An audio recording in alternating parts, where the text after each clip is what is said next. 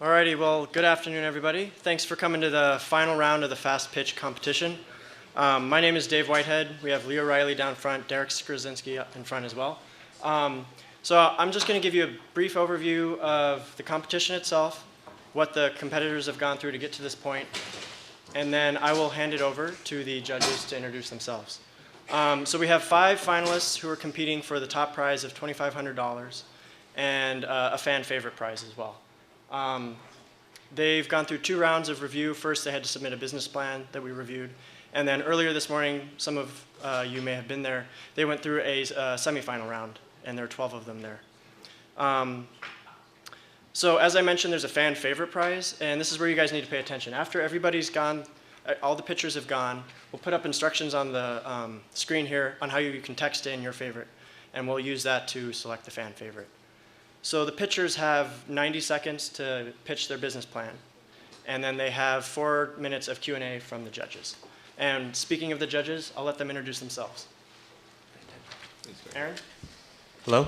Hi. My name is Aaron Hirschhorn. I previously worked for Stephen Dietz over there for a little bit at GRP Partners and also for Monitor Ventures. I've since started a company called dogvacay.com, which is a marketplace for pet services funded by Science. Mike Jones will be speaking next, as well as First Round Capital. My name is John Babcock. I'm a partner with Rusty Canyon Partners, venture capital firm here in Los Angeles. Hi, my name's Robert Chidon. I've been an early stage investor and angel here in LA the last couple of years. I'm now heading up an accelerator that's launching here on campus called Startup UCLA this summer. And I previously had a company called Micro Memory that was focused on storage networking and signal processing that was sold a few years back. Sam Teller. I'm the managing director of Launchpad LA, an accelerator in Santa Monica, which was founded by Mark Suster, one of Stephen's partners at GRP. We're finishing our first class this month, starting another class in July. I'm Bill Cockrum. I'm a faculty member here at the Anderson School. I teach entrepreneurial finance. Stephen Dietz, one of the partners at GRP Partners. Who's up? Come on. Hello? Who's next? Bring them on. All right, first up we have Hope Horner with BetterYou.com.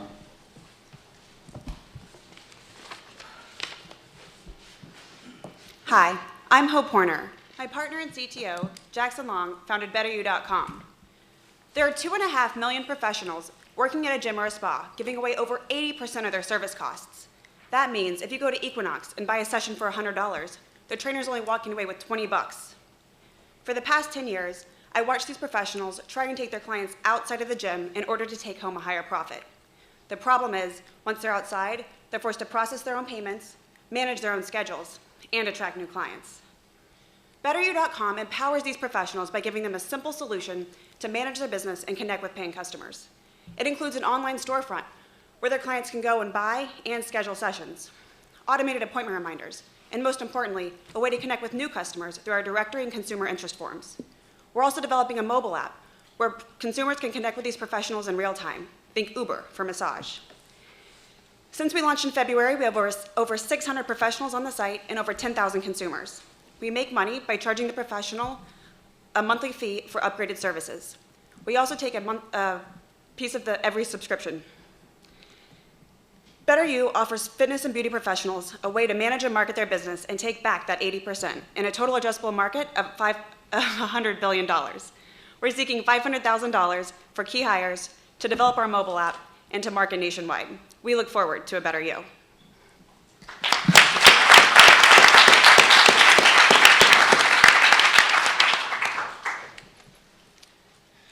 So do you have any defined metrics for the upcoming year about the number of trainers or service providers and then also number of users? Yes, we are trying to acquire about 200 professionals per month. And then for users, we find that every professional brings on 10 to 15 of their own clients. So it increases exponentially that way. And then we also do our own marketing to consumers directly. And I guess, how do you go about acquiring consumers other than the ones that come from trainers? And then how much do you think a consumer will be worth to you? Sure. So to answer your second question, a consumer is worth a transaction fee. So if we find that consumers do About 8 transactions per year is our estimate, and then we make anywhere around $100 a transaction. And then we acquire consumers through partnerships, through online advertising, and through referrals, incentives, socially. Is that right, that you make $100 per transaction? Well, the trainers sell their sessions for about $1,000 a package. So when they buy that's about 10 sessions. Got it. So plus then we also find that consumers, if they're buying a training session, may also buy a massage in that year, things like that. Got it. You said there's 8 transactions a year from a customer or from a trainer? We've been told that from the customer. 8 Between the customer transactions and a the year at $100, you make $1,000 a package, means the average customer spends $8,000 on your platform? If they're paying that's what they're paying right now, the trainer outside of our platform. Okay. I'm not clear on how much of your business is centered around customer acquisition for the trainers versus being their back office. It's about 40-60. There's definitely a need for the management side, but the reason that they come to our site is to acquire more customers. So we do have a robust management system for them to use, but we really focus our efforts on getting them more customers. When will you reach cash flow break even? Based on our projections in about month 10, And the 500,000 will cover that distance? yes. So I guess, how much does it cost you to acquire each customer? So we Consumer. Yeah. Consumer or professional? Yeah, consumer. Well, we partner with the certifying organizations on the professional end. So we do a rev share with them at about $40 a trainer or massage therapist, whatever. And so divide that by 10 to 12, depending on how many they bring on themselves. Yeah, no, but I'm trying to figure out in terms of people who want to work out or who want to get a massage. Because those are, what you're doing, I think, is acquiring those guys and then essentially reselling them to trainers. Right. Based on our initial research, around $3 or $4. Earlier, you said that consumers are already paying around $100 an hour for training. Right now, at something like Equinox, you said that a trainer receives maybe $20 of that. What I'm hearing now is on your platform, still the consumers, there's really no savings to the consumer for using your platform instead of continuing to go to Equinox, and probably it's just greater inconvenience because they don't have the benefits of the gym. What else about the product would make me want to use it to find a trainer instead of just continuing at Equinox? Right. Well, you are able to find other other trainers that charge less, for example. But then also it's just the convenience of being able to schedule online. Right now the process is really broken for rescheduling. You're calling your trainer, whomever, they're busy with the client, it's a ton of phone tag. Now you'll be able to go right onto their webpage, click reschedule, and it's done. All right, last question. How do you get to $100 billion as your market size? Oh, how did we get $100 billion market size? Oh, health and fitness products, health and fitness industry and beauty industry. Okay.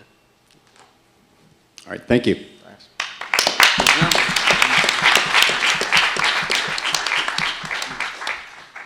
Next up is Anthony Yao with Have My Spot.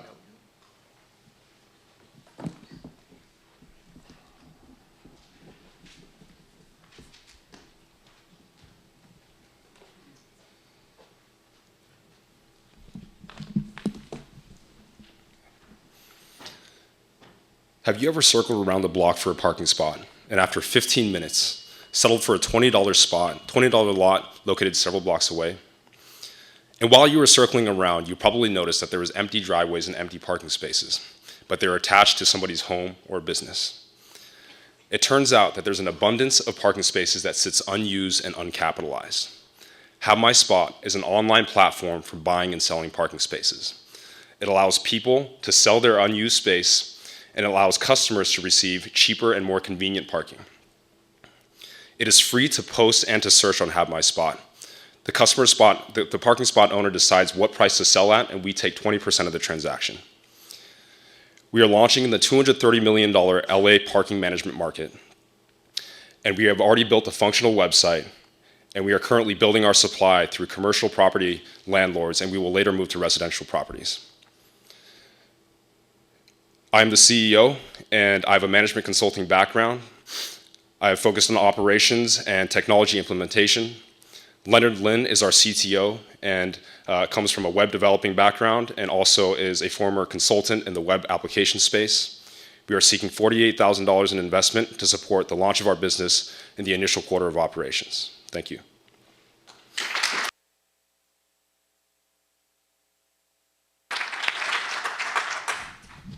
So you mentioned web development, but this seems like it's probably a mobile product, right? Yeah, it's a mobile and web product. Okay. So you find this spot at the last minute, and how does that process So work? it's a combination of things. So on the website, somebody can book their parking in advance. So if you think about you're going to a concert, you want to make sure that you have parking when you get there and you know exactly where you're going, rather than circling around and potentially being late. And on the mobile side, let's say you are circling around, you're going out to dinner, and you think you can find street parking, but you can't. You can pull up the web, you can pull over, and then pull out the web application or the mobile application, then find a spot, and it'll show you where the prices, what the prices are, and what the distance is for each of the different spots that are available. And $48,000 lets you develop that? Yeah, so actually a very small portion of that is actually going to the mobile application. We're budgeting about $15,000 for the refinement of the website and the mobile application. The rest of it is actually going to support the team, and we're going to bring on an additional person to help us do business development around procuring supply of parking spaces. Yeah, so you should add a 0 to the amount that you're asking for. Well, we're trying to, fair enough. We're trying to go as lean as possible, but that's a fair statement. Is there any budget for physical signage, or are you anticipating that's part of the model? Because I'm imagining when I'm looking for a spot that if something told me that I could do this, use the service would be great. Yeah, absolutely. So one of the things that we are looking into, and we haven't finalized it yet, and I still think we're researching a little bit in terms of whether or not a parking spot supplier actually needs a physical spot or a physical sign. And what we will do is we'll post something that they can print out and post, and we can provide it as a laminated copy where they can post it as a parking spot indicator. But the other thing is a lot of the suppliers that we are going to are commercial suppliers or are commercial properties, and if you look on the ground, they actually have a number that shows what spot number they're referring to. So in terms of clarity, when a parker goes up to that lot and they say, hey, I've booked spot number 18, then they can drive up to that specific spot number. So I think there's a clarity in some of the solutions that will be in place, but we will add this additional level of clarity through some kind of signage that we provide to them. What liability does the property owner have, and how do you authenticate that that person who's giving away the spots and collecting revenue has the right to do so? Right. So one of the advantages of our I'll sell you solution. Sam's spot. Right. So one of the solutions that we're offering here is we're actually trying to minimize the interaction between the customers, the parker, and then the parking owner. And so effectively, a parking spot owner can have this revenue stream without ever seeing or meeting the actual customer that they're marketing to. But on the flip side of that, so a scenario might be somebody goes on the application, sees an open parking spot, doesn't pay for it, and just parks there because they know that that spot is effectively empty and being sold. So on one side, if somebody actually ends up booking that spot, drives up to that spot and sees a car there, they can contact the owner through the application, and then the owner has a connection through the towing company, which we're going to add to the application as well, so that the owner is aware of when their spot is actually being parked in illegally, and they can directly contact the towing company. On the flip side of that, there might be a situation where, let's say you booked a spot and you stayed over your time limit, and so there's also a messaging system and a penalty system in place that increases the price of that spot. And then also, I missed your question. Yeah. My question is, what's the liability? If I fall when I get out of my car at some spot, what liability does the property owner have? And then secondly, how do you authenticate that when I say, here's Sam's spot, go park there, pay me? How do you prevent that from happening? Right. So in the user agreement that we have, we are excluding ourselves from all the liabilities. So basically, anybody who is selling a spot, any property damage or any physical damage or physical injury that is incurred during that transaction is between the parker and then the parking spot owner. And so we've kind of excluded ourselves from that. And I think it's a similar situation through Airbnb as well. And so a lot of these sort of space sharing type solutions, we're trying to exit from that whole liability issue. And I apologize, what was your second question? I'm still not sure if I own property. Right. What's my risk if somebody gets hurt parking on my spot? I'm sorry, we'll have to cut off the questions here. Thank you.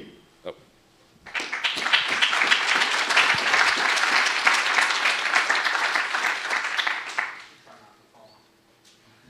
Next up is Caleb Tomasini with Green Bottoms.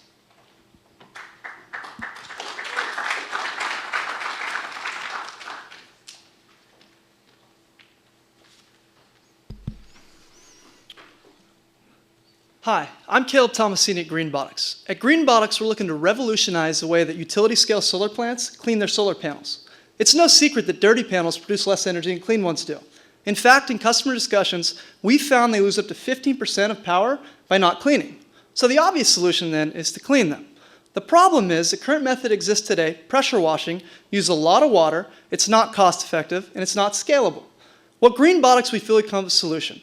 We've developed a lightweight robotic vehicle that sits directly on top of the panels and cleans them with the brush and squeegee as it goes along. We're able to offer this product at about 1/3 the cost of pressure washing, and we generate up to 2 times the additional amount of incremental revenue. For customer validation, we recently demoed our product in one of the world's largest operating solar utility plants, and we're in contract negotiations to clean starting in June of this year. Further, we just received a $60,000 grant from the Department of Energy to finance our first fleet of vehicles. We also feel we have a strong management team. We have 2 Caltech engineers with over 8 years in solar O&M experience, as well as 4 UCLA Anderson MBAs. On top of that, we feel this market's very lucrative. There's over 100 plants coming online in California alone in the next 3 years, and we estimate this market to be about $3 billion by 2020 globally. With this money, we're looking to raise $250,000 in equity capital. We're going to hire new engineers, increase our outbound sales and marketing efforts, and finance our fleet of vehicles. Thank you.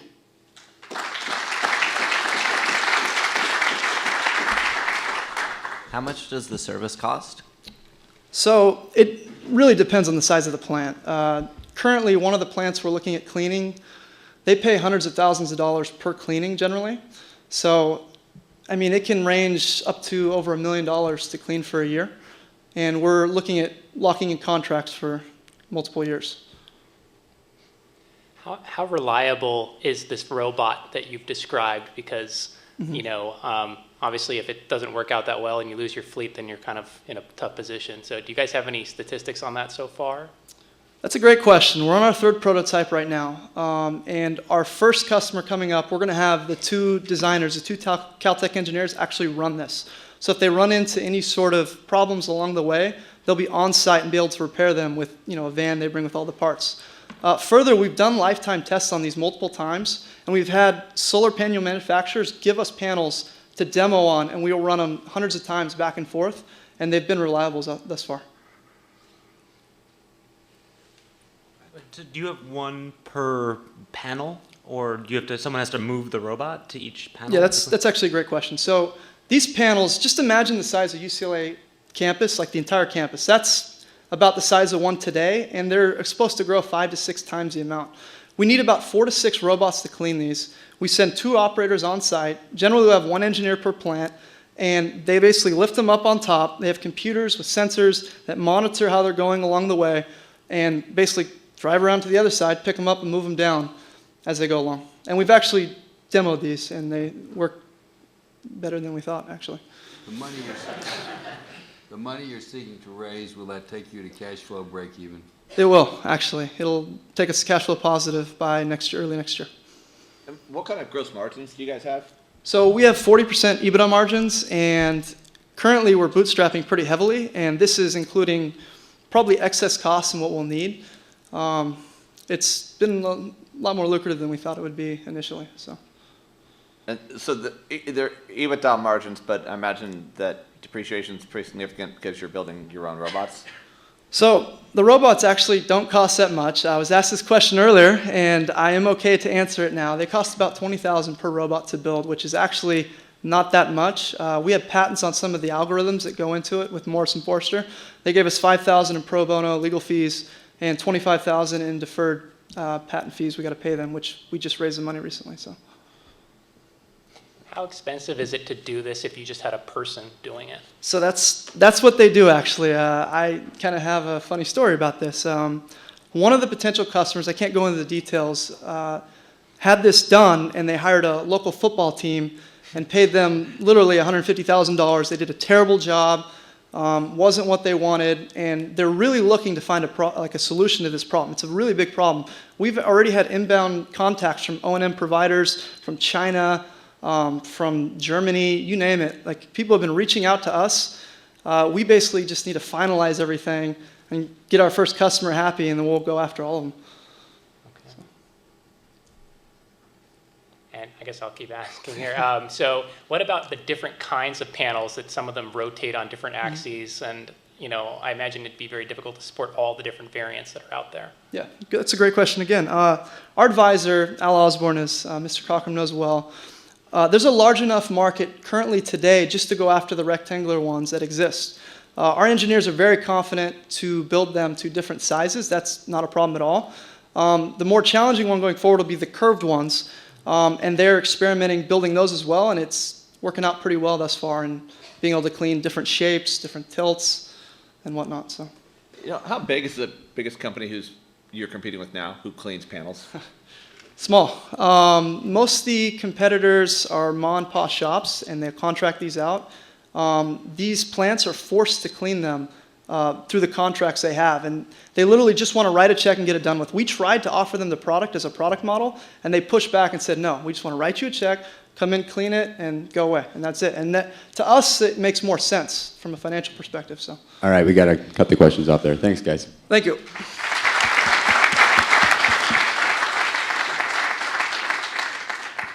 Next up, we have Yi Chow with C-Trek.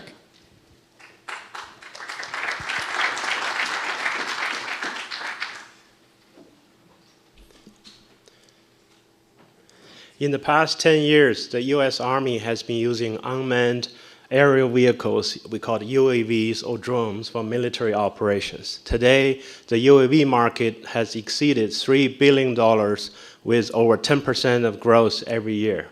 There are similar demands from the U.S. Navy to access unmanned underwater vehicles. Unfortunately, today, there's no technology that's available to power underwater vehicles for a long period of time. Sea-Track have an innovative technology harvesting energy in the ocean, turning temperature differences in the ocean into a renewable energy that can be used to charge batteries on board underwater vehicles. I'm the founder of Sea-Track. With $2 million grant from U.S. Navy, a team of scientists, engineers have developed the first prototype underwater vehicles that's 100% powered by ocean renewable energy.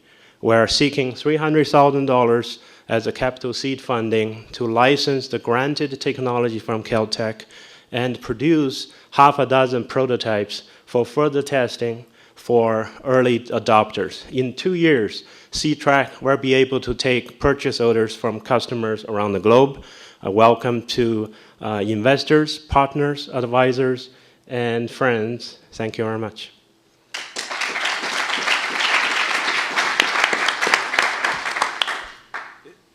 It sounds a little bit like science fiction. Can you just give us really simply how it works?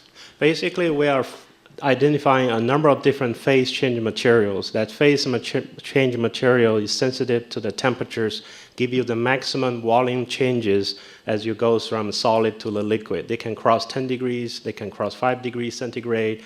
As soon as you reach the critical temperature differences, then give you a volume expansion. That expansion will create a huge amount of pressure. It's 100% scalable. The more phase change material you have, the more pressure you can generate. You create 1,000 psi pressure differences. You can spin the motor really fast. Within 30 seconds, you can generate 300 watts of power. Besides the military, what are the other markets which this technology could be used for? That's a good question. In addition to the military, there's oil gas industry, research community to monitor temperature change in the climate changing environments. Anybody interested to explore the deep ocean need power to drive their sensors and their vehicles, and we are able to provide those. And how much do you expect people will pay for the batteries, and how much does a unmanned marine vehicle cost? The typical existing vehicle today can go up and down in the ocean, cost about $20,000, and they last about 100 times going from the surface to the depths. With our technology, we're expecting produce a battery at $20,000 at 10 times the lifetime or more. So customer investing twice the money, they get more than 10 or 20 times more lifetime. But that's the cost for the battery, not for the submarine. That's correct. We are battery producing vehicles can be attached to any existing platforms, and basically we're extending their lifetime by harvesting energy in the ocean is scalable. We can design to the customer's need. If customer need more power, we design bigger vehicle, just heavier, produce more power. So the battery charges when you go up and down, because that's when the temperature changes? Anytime you experience temperature, if you have day-to-day change, day-to-night changes in the surface, they can experience temperature changes. They can still generate power. If I'm cruising at 5,000 feet below sea level, then if you don't have temperature changes within 1 or 2 degrees centigrade, there's very small energy we can harvest. Typically, we're looking for 5 or more degrees centigrade temperature differences. So going down. That's the most efficient way. How long does that last me for, and is that typical for what one of these vehicles needs to do? The prototype we deployed 2 years ago, we're generating 7,000 joules every time go from surface to a few hundred meters. So that's enough to power the communication, the GPS device, the temperature salinity sensors, and also the buoyancy engine. So it's 100% self-powered once you design the right size for the sensor you have.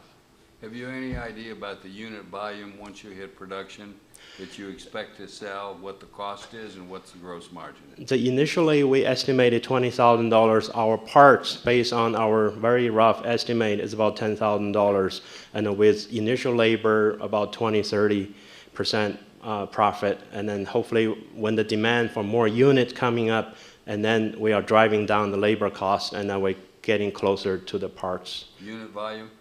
That I think $10,000 will be the minimum price we can push for. That's the price. How many units are you going to sell a year or any period of time? For the research community, currently there are 3,000 of these units in the water already and need to be reseeded every year. So that market itself, 3,000 times $20,000, that's a $60 million market itself. If we extend to the military, to the oil and gas industry, we expect that's many times more. All right. Thank you. Thank you.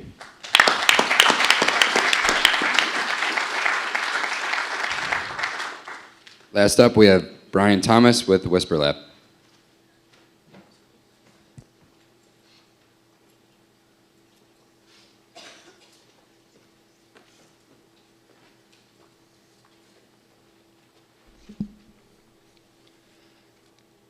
Hi, I'm Brian Thomas. Whisper Lab is an online hearing aid retailer that makes better hearing easy. I've had a hearing loss for 20 years, and hearing aids have been critical to my success and my happiness. Unfortunately, this solution is not working for enough people. The problem is that it's too hard to buy hearing aids that work.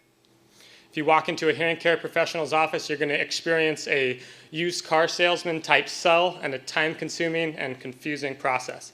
If you order online, you can get the hearing aid, but it's not going to work for you because you need to have specific acoustical programming. It needs to be fit for you.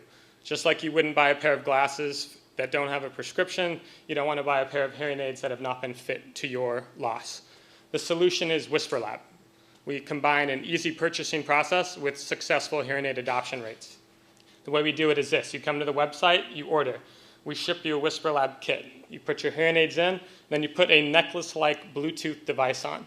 This allows our hearing care professional to connect with you computer to computer. So think Skype. Once the professional's connected, they can program the hearing aid specifically to your hearing loss. That's going to be critical to success. I am working with an ENT at Cedars-Sinai and my audiologist to make sure we're taking care of the best interests of the consumers and the hearing impaired. And I've also worked with a web developer and a user experience expert to make sure that this solution is as simple as possible, where we're listening to Whisper Lab and making better hearing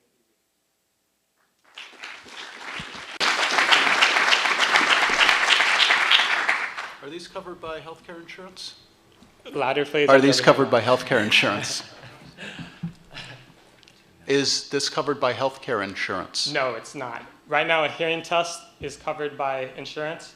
That's about $150, but the true cost is in the hearing aid, which can cost between $3,500 and $8,000. Not covered by insurance. There is a hearing aid tax credit that people are lobbying for in Washington, but that is not yet available. Wow. The U.S. is one of the few places that has so little support for hearing aids. What does the person do when they tune it to your specific situation? And how can that be replicated online versus in person? Great. So it replicates very closely what would happen in a face-to-face meeting with an audiologist or hearing aid dispenser. There are several steps. First is the recognition of hearing loss. Then you go to the professional. There's an otoscopic evaluation where they look in your ear. That's the one piece that we can't do online, but less than 5% of people have an issue that need to be addressed that way. We're going to be marketing through physicians so that they will first be seen by somebody and make sure there's not a tumor in the ear or a sudden hearing loss. And we'll be marketing to them using lunch and learns, which is a way to give them something they want, free lunch, and teach them about a solution. Because it's not only the physician that will give referrals, it will also be people at their front desk. Sorry, what happens then? What do they do when they tune the hearing aid? A audiologist, how do they sell it? Okay, after otoscopic evaluation, then they're going to do a hearing test. The hearing test tells you how severe is the loss. What's critical, though, is the programming of the hearing aid, which is the piece that Whisper Lab does. We don't need to do the hearing test up front. We just need to do a screening. Make sure, are you someone with a mild or moderate loss that we can serve responsibly with this solution? So then we send the hearing aid, it's in their ears, and then through that programming, we can do everything. So there's a feedback test. There's all the back and forth to make sure that it's tailored to your specific hearing loss. Does this have to be a live process with the audiologist or the professional, or can you make it more of an asynchronous process where I just take the test and then submit the results?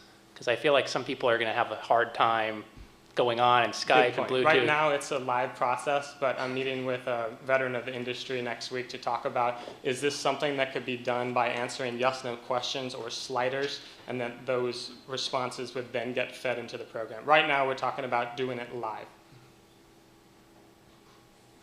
And do physicians who refer to you, do they get something, can they get paid for referring patients to you? I've been talking with an audiologist who figured out a model that is both legal and ethical for paying doctors for this.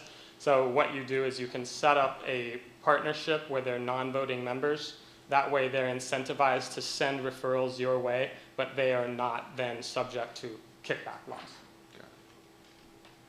You said earlier your margin, if I remember, your margin's about 20%. Can you break that down for us a little bit in terms of like what goes into that and why it feels low, and at that price point that in the thousands, that those customers aren't super price sensitive, and that there's probably room to increase that? Cost of goods is huge. That's almost 50%. Marketing is going to be about 500% per acquisition, so that comes out to 15%. And then salaries are the other huge cost driver. And what we're going to do initially is we're going to be the partners not getting paid until we're selling 30 units a month. The COGS drop when we have 30 units a month, and then again at 100 units a month. That's when the business starts working. And I've been looking at a lot of smaller practices and how many units they can sell a month to build the financials.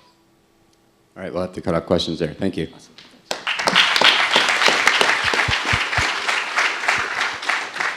So we had 2 rounds of the fast pitch, where the final was just a little over an hour ago. First, we'll announce the fan favorite, which is most of you guys here. So the fan favorite is Brian Thomas with Whisper Lab.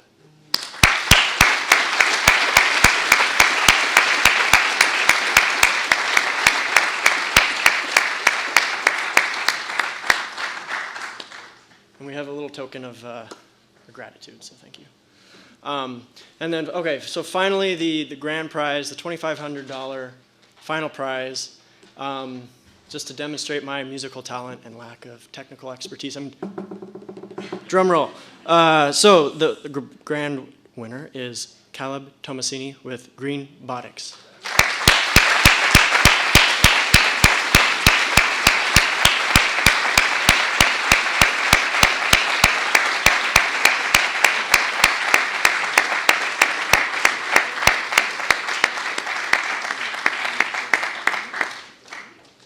And of course, we have the token giant check. So.